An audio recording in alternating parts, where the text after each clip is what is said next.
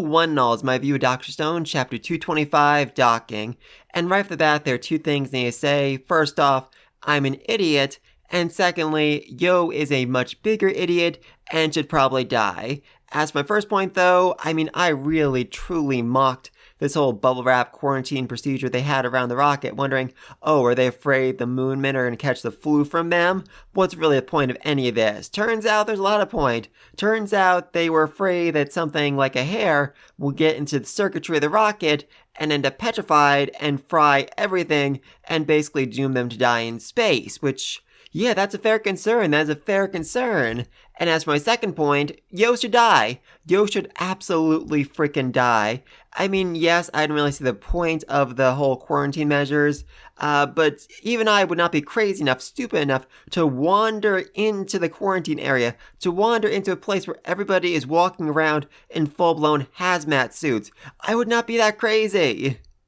But Yo was, and as a result, he almost doomed Kohaku, Senku, and Stanley to die in space, which would have been bad.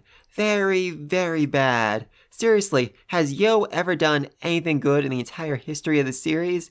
His big shining moment would probably be when he shot Ibara, but even then, that only kind of slowed him down. Ibara managed to get his hands back on Medusa in the very next chapter, literally jumped off the boat, grabbed out Yo's hand, and then petrified the entire island. And actually, now I think about it, back on Treasure Island, Yo bragged about the number of people he shot back in Japan, but unless I'm mistaken, I'm fairly certain Japanese police officers don't actually carry around guns, at all, so... yeah, Yo should probably be in jail. Yo should absolutely freaking be in jail. But anyway, back to this chapter, I do absolutely freaking love the fact that Senku only realized something was wrong when he didn't hear Taiju hooting and hollering, screaming, yipping it up, saying, yeah, we did it, Senku, we did it! That's the point he realized, oh no, something is wrong. Something is very, very wrong here. And, it's bad. It's pretty bad. They're unable to communicate with Japan, or I guess they're unable to hear back from Japan. Japan's still able to hear them, and their camera is so messed up they can only see half the screen, so Stanley has to basically pilot in the next dock completely blind, or at least mostly blind. And I do love the fist bump he and Kohaku share together. Unfortunately, things then just get so very, very much worse as Yo's hair breaks, completely destroys the circuit, and they completely and utterly lose the screen. And as gifted as Stanley might be, he can't do the docking procedure when he's completely blind.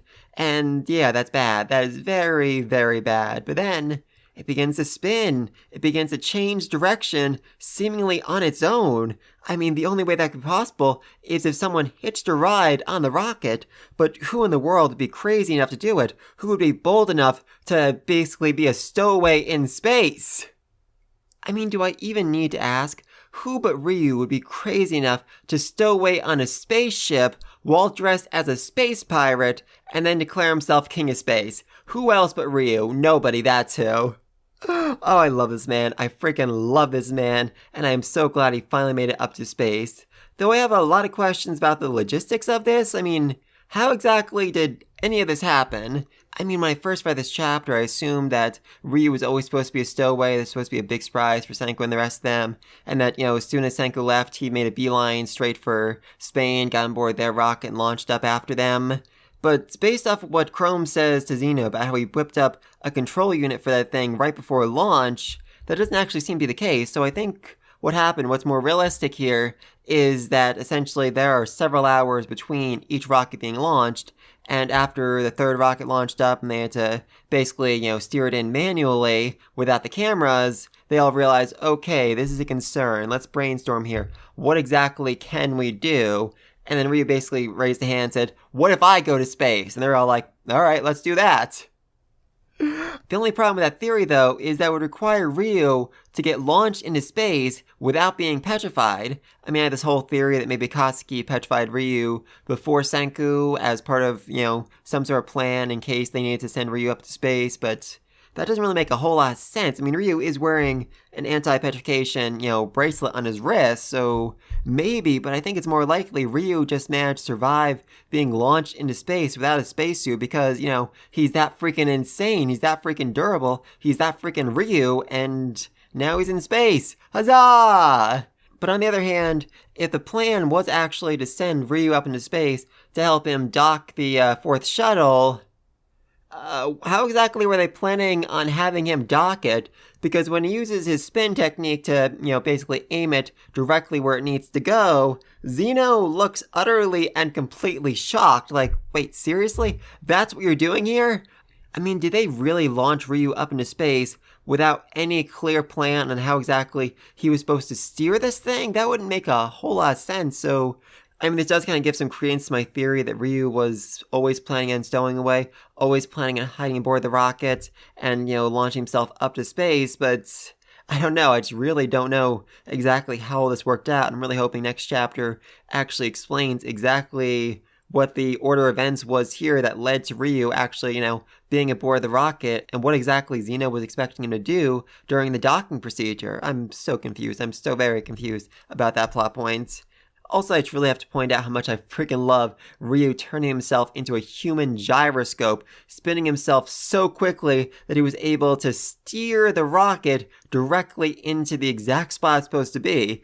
I mean, yes, this is utterly and completely ridiculous and stupid, but just the fact that he was able to just steer it so precisely while spinning, while being so utterly dizzy, is his own superpower, is his own super ability that earns him a spot on this rocket, that earns him a spot in space.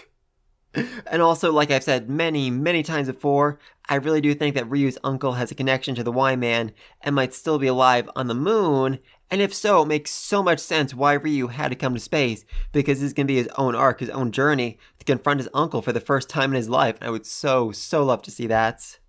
And, there is still one more rocket, one more section of the rocket that needs to be launched up into space. So we could have another stowaway. We could have a fifth astronaut sneaking aboard somehow, some way. I mean, I've been saying for a very long time that Luna's father might be the Y-Man, but unless Senku ends up breaking his arm in the next chapter, I can't really imagine any reason why they'd feel the need to send her up into space. Unless it was maybe an accident, like she was planning on sneaking cookies or a love letter into the fifth rocket, and then got stuck in it when it launched, and now she's in space with the rest of them. I mean, that'd be kind of insane. That would be kind of insane. I mean, Ryu only managed to survive, essentially, being launched in space because he is Ryu, because he has history of going very, very fast. Luna is just, a fairly mild-mannered girl, so I don't really think she'd be able to handle being launched into space all that well. Other possibilities for the fifth astronauts? Chrome? I mean, Chrome literally designed this rocket, so it would make sense for Chrome to sneak aboard, for Chrome to be part of the team in space. I would love to see that. It's definitely kind of out there, but I do think it's kind of weird that Ryu rode up in the fourth rocket and not the fifth one. There's still one more rocket left, and I really do feel like that's going to end up being incredibly significant. And then, once again, Senku writes equals MC square on his shirt. Thankfully, he doesn't have to use blood this time. Yay! Anyway, those are my thoughts on this chapter. Please link all down below. Do you think there's going to be a second stowaway? Who's it going to be? What did Kawaku see out in space in the last chapter? What else is going to go wrong on the spaceship? I mean, Yo's hair did a lot of damage to the circuitry. Are they going to be able to repair that with what's in Unit 4 and Unit 5? What's going to happen with that? Let me know down below. Be sure to like and subscribe so you don't miss my next video. And until then, peace!